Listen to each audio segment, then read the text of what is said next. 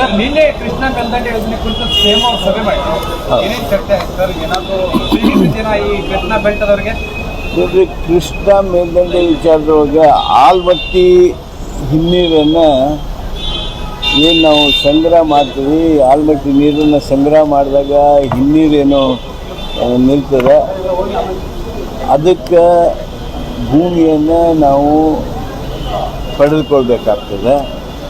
ಆ ಪಡೆದುಕೊಳ್ಳುವಂಥ ಸಂದರ್ಭದೊಳಗೆ ಸಹಜವಾಗಿ ಕಾಂಪೆನ್ಸೇಷನ್ ಬಗ್ಗೆ ಈಗಾಗಲೇ ಭಾಳಷ್ಟು ದಿವಸದಿಂದ ಚರ್ಚೆ ಇದೆ. ಸನ್ಮಾನ್ಯ ಮುಖ್ಯಮಂತ್ರಿಗಳು ತಮ್ಮ ದೃಢ ಸಂಕಲ್ಪವನ್ನು 524.25 ಮಾಡುವಂಥದ್ದನ್ನು ಆ ರೈತರ ಮಧ್ಯ ತಮ್ಮ ಸಂಕಲ್ಪ ಹೇಳೋದರ ಜೊತೆಗೆ ಸರ್ಕಾರದ ನಿರ್ಣಯವನ್ನು ಘೋಷಣೆ ಮಾಡೋದರ ಜೊತೆಗೆ ಸೂಕ್ತವಾಗಿರ್ತಕ್ಕಂಥ ಪರಿಹಾರವನ್ನು ಕನ್ಸೆಂಟ್ ಅವಾರ್ಡ್ಗಳ ಮೂಲಕ ಮಾಡಬೇಕು, ಅದಕ್ಕೆ ರೈತರು ಮುಂದೆ ಬರಬೇಕು ಅನ್ನುವಂಥ ವಿನಂತಿಯನ್ನು ಮಾಡಿದ್ದಾರೆ. ಅತ್ಯಂತ ಉತ್ತಮವಾದ ಸ್ಪಂದನೆ ರೈತ ಮುಖಂಡರಿಂದನೂ ದೊರೆತಿದೆ.